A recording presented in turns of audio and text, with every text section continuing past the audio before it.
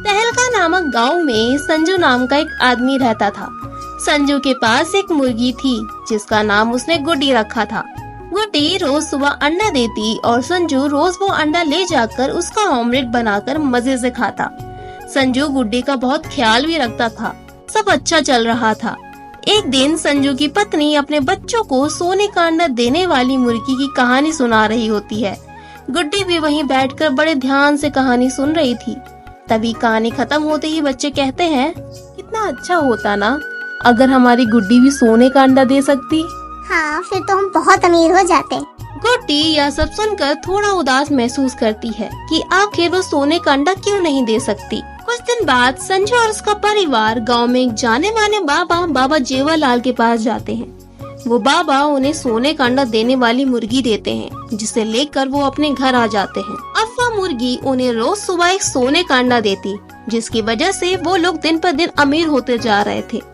परंतु सोने का अंडा देने वाली मुर्गी की वजह से अब कोई भी गुड्डी पर ध्यान तक नहीं देता था। इस कारण से गुड्डी अब बहुत उदास रहने लगी थी। तंग आकर गुड्डी निर्णय करती है कि अब वह भी सोने का अंडा देगी। वह बाबा जेवालाल के पास अपनी समस्या लेकर जाने का सोचती है। अगले दिन होते ही गुड्डी बाबा जेवालाल के आश्रम जाती और वहाँ अपनी इच्छा उनको बताती है। प्रणाम बाबा। बाबा, मैं भी एक सोने का अंडा देने वाली मुर्गी बनना चाहती हूँ। पर गुड्डी, तुम जैसी हो वैसी ही बहुत अच्छी हो। तुम्हें सोने का अंडा देने वाली मुर्गी क्यों बनना है? क्योंकि जब मैं सोने का अंडा दूंगी तो सभी लोग मुझसे बहुत प्यार करेंगे और मुझ पर ध्यान भी देंगे। हा, जैसा तुम कहो। बाबा गुड्डी के सर पर हाथ फेरते हैं और उसे सोने का अंडा देने का वरदान प्रदान करते हैं। उधर जब गुड्डी घर वापस आती है तो देखती है कि वहाँ बाबा की दी हुई सोने का अंडा देने वाली मुर्गी मर चुकी होती है, जिसकी वजह से घर में सब बहुत उदास थे। ना चाहते हुए गुड्डी मन ही मन बहुत खुश होती है कि अब घर वालों का सारा ध्यान उस पर ही होगा। अगले दिन गुड्डी सोने का अंडा देती है, जिसे देख वह बहुत खुश होती है। संजू गुड्डी को खाना देने आता है तो सोने का अंडा देख बहुत खुश होता है और गुड्डी को गोद में उठा लेता है।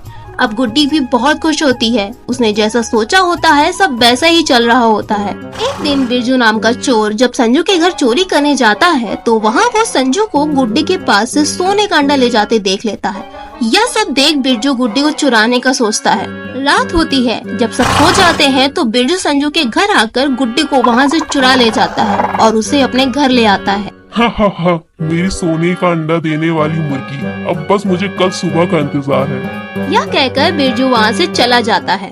अरे ये चोर मुझे कहाँ ले आया? अगर मैंने कल अंडा दिया तो ये मुझे कभी नहीं जाने देगा। क्या करूँ? गुड्डी को सोच जल्दी। सुबह होती है। जब चोर गुड्डी के पास आता तो देखता है कि गुड्डी ने अंडा नहीं दिया होता। यह देख बिरजू बहुत गुस्सा होता और गुड्डी को पकड़ने के लिए जाता है। बिरजू को गुस्से से अपने पास आता देख गुड्डी जोर से बिरजू को काट लेती है और वहाँ से भागने लगती है। बिरजू भी गुड्डी को पकड़ने के लिए उसके पीछे पीछे भागने लगता है।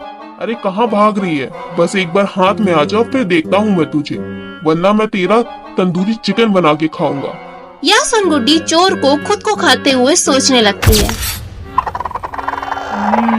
मजेदार।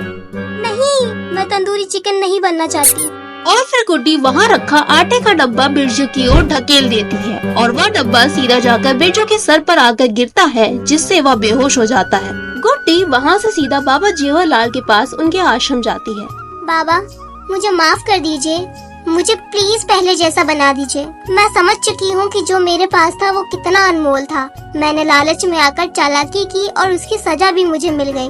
यह सुन बाबा गुड्डी को पहले जैसा बना देते हैं, जिससे गुड्डी बहुत खुश होती है। अब वह फिर से सोने का अंडा देने वाली मुर्गी से आम मुर्गी बन चुकी होती है। हालांकि उसे संजू के परिवार से पहले जैसा ध्यान नहीं मिलता, पर उसे जो भी जितना मिलता वह उतने में ही खुश रहती। और सबसे अच्छी बात तो ये थी कि किसी चोर की उस पर नजर नहीं थी।